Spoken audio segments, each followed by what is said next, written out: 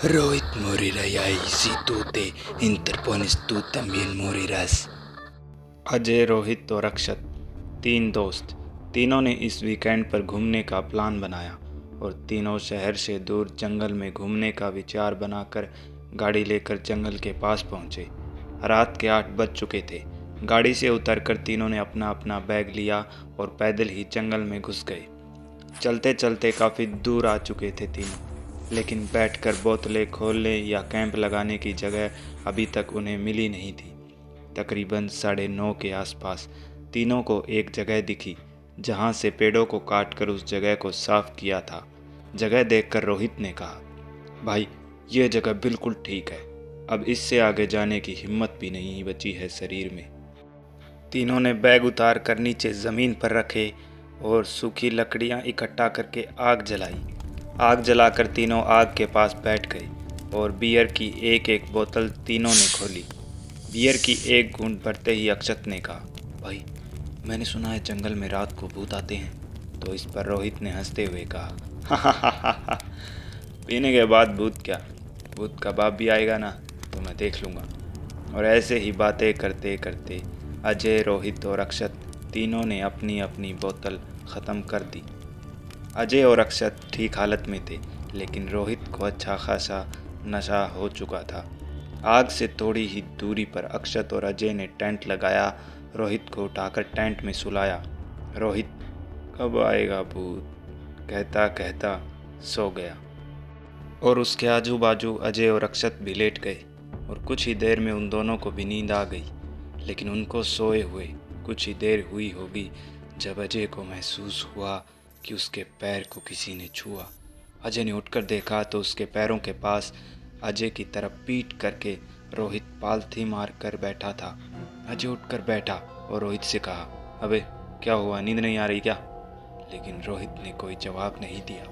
अजय ने एक बार फिर पुकारा, रोहित, लेकिन मानो जैसे रोहित को अजय की आवाज़ सुनाई ही नहीं दे रही थी। अजय ने रोहित के कंधे पर हाथ रखा। हाथ रखते के साथ ही रोहित झट से पलटा। श्श्श, आवाज मत कर, वो देख, अक्षत किसी से बाहर बातें कर रहा है। अजय ने एक नज़र टेंट में घुमाई तो अक्षत टेंट में नहीं था और दूसरी नज़र टेंट के बाहर देखा तो टेंट से थोड़ी ही दूर अक्षत किसी से बातें करता हुआ नजर आया, लेकिन अक्षत के सामने कोई नहीं खड़ा था। अजय को कुछ समझ नहीं आ रहा था कि आखिर ये सब हो क्या रहा है। टेंट से बाहर जाने के लिए अजय आगे सरका तो रोहित ने उसका हाथ पकड़ा और अजीब से ढंग में बोला, कहाँ जा रहा है तू? अजय ने कहा, अक्षत के पास। और कहाँ? तो रोहित ने जवाब में जो कहा वो सुनकर तो मानो अजय को गाल पर कसकर एक थप्पड़ सा लगा हो, क्योंकि रोहित ने कहा, अक्षत मरने वाला है, वो देख, वो किसी भूत से बातें कर रहा है। लेकिन अजय को अक्षत हवा से बातें करता दिखाई दे रहा था। अजय ने रोहित को पीछे धक्का दिया और टेंट से निकलकर चल दिया अक्षत की तरफ। रोहित भी अजय के पीछे पीछे टेंट से निकल आया और जैसे ही अजय अक्षत के थोड़ा करीब पहुंचा तो अक्षत ने हाथ से इशारा करके दोनों को वहीं रोका और खुद जंगल में आगे बढ़ने लगा। अजय ने अक्षत को आवाज़ लगाई, अरे अक्षत, तू वहाँ कहाँ जा रहा है? टेंट इस तरफ है। अजय का इतना कहना भर ही था कि अक्षत दौड़ पड़ा जंगल के अंदर। चल भाई रोहित, लगता है अक्षत किसी बुरी शक्ति की चपेट में आ चुका है, हमें उसे बचाना होगा। और इतना कहकर जैसे ही अजय रोहित की तरफ पलटा तो रोहित ने मुस्कुराते हुए अजय से कहा, अक्षत también morero, याई रोहित también morero। रोहित ने स्पेनिश भाषा में बोला था कि रोहित भी मरेगा और अक्षत भी मरेगा। अजय कुछ सोचता समझता उससे पहले ही टेंट से एक आवाज़ अजय के कानों में पड़ी, अरे दोनों वहाँ क्या कर रहे हो? और पीने का प्लान है क्या? अक्षत को टेंट के बाहर खड़ा देख अजय का खून उसकी रगों में जम गया। अजय दौड़कर अक्षत की तरफ आगे बढ़कर गुस्से से बोला, अबे अबे तू जंगल में क्या करने गया? और मैंने रोका तो रुका क्यों नहीं? तो इस पर जो जवाब अक्षत ने दिया वो सुनकर अजय के पैरों तले ज़मीन खिसक गई। भाई मैं तो टेंट में सोया हुआ था, मैं कब जंगल में गया? और रोहित कहाँ है? ये रहा रोहित।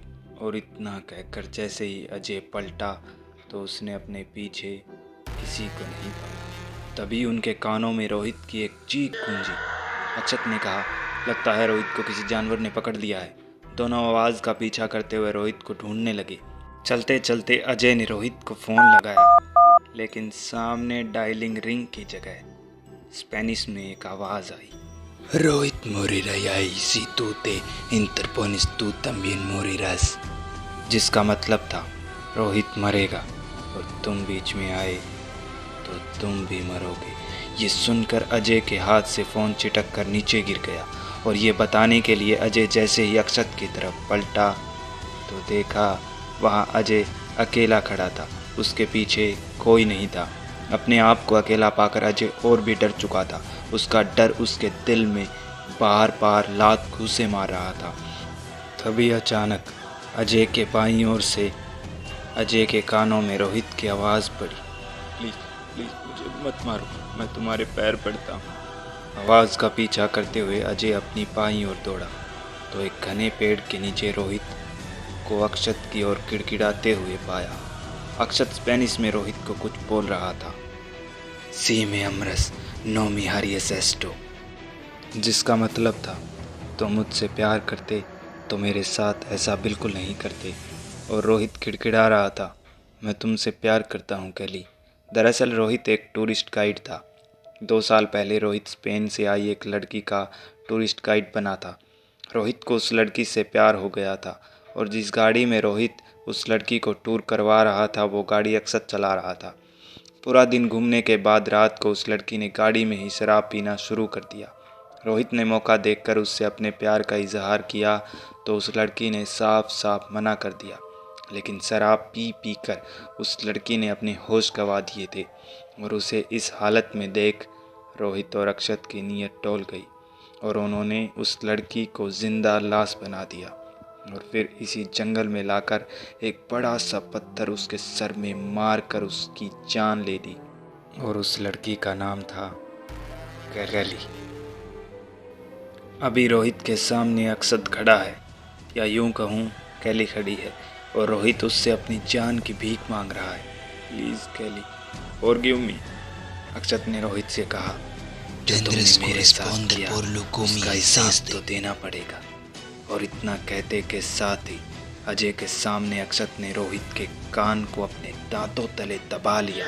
रोहित चीखा और एक झटके के साथ अक्षत ने उसका कान उखाड़ दिया। अक्षत के मुंह में रोहित का कान और खून से सना रोहित का चेहरा देख अजय का खून ठंडा पड़ चुका था। तभी अक्षत ने एक भयानक आवाज में tienes को मोरेगा कहते हुए रोहित की गर्दन पकड़ी और एक झटके से मरोड़ दी और रोहित की गर्दन का पीछे वाला हिस्सा आगे आ गया और आगे वाला पीछे, और रोहित ज़मीन पर हमेशा के लिए लेट गया। और अक्षत ने अजय की तरफ देखते हुए पेड़ से लटकती एक बेल को कूदकर पकड़ा और अपने गले से लपेट कर लटक गया। 2-4 मिनट दम घुटने के बाद अक्षत की जीभ बाहर आ गई और सब कुछ शांत हो गया। जंगल के इस सन्नाटे में अजय को अपनी तेज सांसों की आवाज़ साफ साफ सुनाई दे रही थी। अजय की नज़र मानो अक्षत के चेहरे पर गड़ चुकी थी और उसके देखते देखते ही अक्षत की टेढ़ी गर्दन एक बार फिर सीधी हुई और अक्षत बोला, दी अदियोस तू अमीगा,